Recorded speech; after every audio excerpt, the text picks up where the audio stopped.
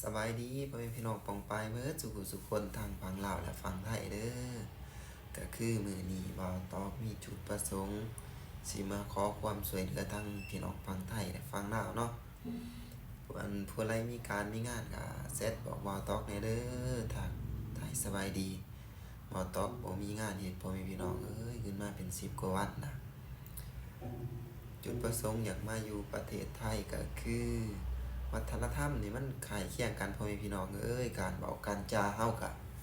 แบบว่ากลมกลืนคล้ายเคียงกันนะครับทางฝั่งไทยเพิ่น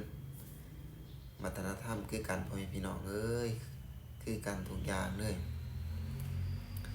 ก็คือฝากถึงผู้ใจบุญทั้งหลายเด้อบ่ตอกมาอยู่ตะหึงน่ะจนสิบ่มีเงินจ่ายค่าห้องน่ะเด้นี่บ่มีการบ่มีงานเฮ็ดพ่อแม่พี่น้องเอ้ย ให้แชร์ต่อๆกันไปเมื่อไรมีการมีงานก็ทักทายสบายดีแซดบอกบ่าวตอกในเด้อพออยากเฮ็ดงานขึ้นมาก็โดนดาบ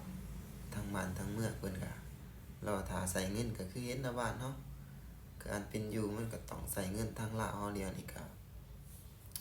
เว้าว่าทุกอย่างปากหม้องก็เป็นไปได้พ่อแม่พี่น้องเอ้ยก็คืออยู่ไทยเนี่ยโอ้ยอำนวยความสะดวกสบายพ่อแม่พี่น้องเอ้ย การทำมาหากินเพิ่นนี่หลายสิ่งหลายอย่างจะว่าน่าอยู่มาตอกกะอิจฉาเนาะทั้งผู้ใดเป็นเสือสายคนไทยก็ได้เพราะว่าการดำรงชีวิตของเพิ่นนี่มี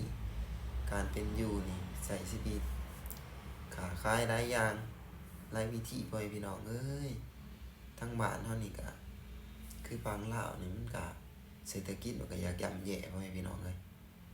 เฮ็ดหาการงานเฮ็ดมันก็ยากค่าแรงก็อยากถูกแต่ว่าฝากถึงพ่อแม่พี่น้องเด้อผู้ใจบุญทั้งหลายผู้ใดมีการมีงานหม้องดีๆก็คอมเมนต์บอกว่าตอกได้เด้อขอขอบใจพ่อแม่พี่น้อง